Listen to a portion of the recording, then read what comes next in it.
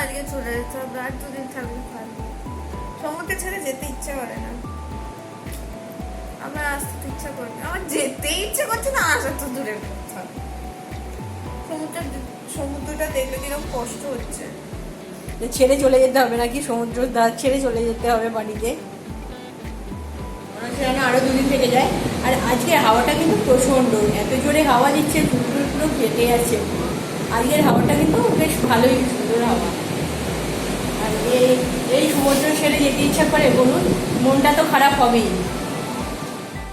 কয়েকদিন ওয়েদার খারাপের জন্য একটু গরম বা গুমোট ভাব ছিল, আর কালকের পর থেকে প্রচণ্ড হাওয়া দিচ্ছে, ওয়েদার পুরো চেঞ্জ, বেশ সুন্দর ওয়েদার হয়ে গেছে। আজকে দেখছেন কেমন ঝলমলে রোদ্দুর উঠেছে।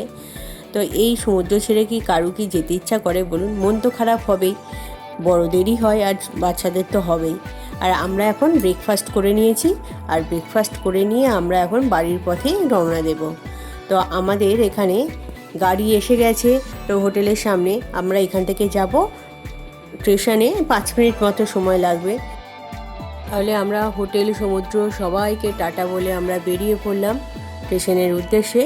আর আমাদের ট্রেনের টাইম হচ্ছে 2:10। তো আমরা চলে এসেছি স্টেশনে, আর ঠিক টাইমেই কিন্তু এই বন্দে ভারত ট্রেন ছেড়েছে। আমরা ট্রেনের যে যার জায়গায় ঠিকঠাক বসে পড়েছি। আর এই ট্রেনের একটা সুবিধা হচ্ছে, যেই দিকে মুখ করে আপনি বসতে চান সেই দিকেই কিন্তু আপনি চেয়ারটা ঘুরিয়ে নিতে পারবেন। আমাদের প্রথমে চেয়ারটা উল্টো দিকে ঘোরানো ছিল, যেহেতু সামনের দিকে মুখ করে ট্রেনটা এসেছে। তারপরে আমরা আবার ঘুরিয়ে নিলাম, যেই দিকে ট্রেনটা যাচ্ছে সেই দিকে আমরা মুখ করে বসে পড়েছি। আর এখন আমাদের লাঞ্চ দিয়ে দিয়েছে, আর লাঞ্চের মেনুতে আছে ভাত, ডাল, আর এটা হচ্ছে চিকেন, আর এটাতে আছে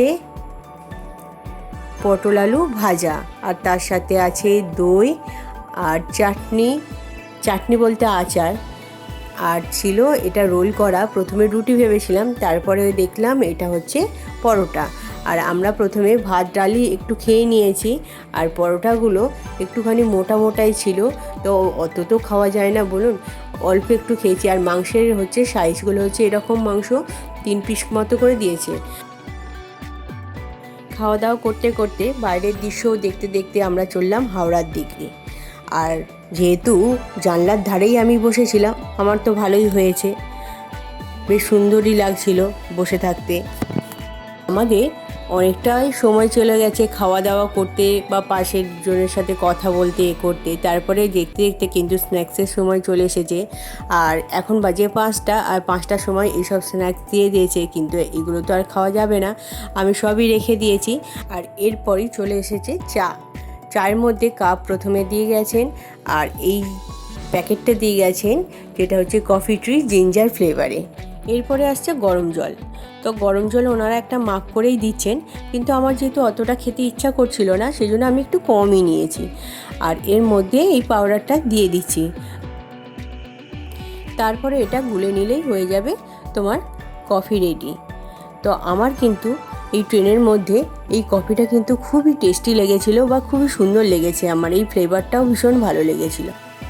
দেখতে দেখতে আমরা অনেকটা সময়ই ট্রেনের মধ্যে কাটিয়ে ফেলেছি। দিনের দিকে এলে এটাই সুবিধা হয়, চারপাশের দৃশ্য দেখতে দেখতে আসা, সবার সাথে গল্প করতে করতে আসা। আমাদের 6.5 ঘন্টা মতো সময় লাগলো। তাহলে আজকের ভিডিওটা এখানেই রাখি, বুঝেছেন, এসেই গেছি।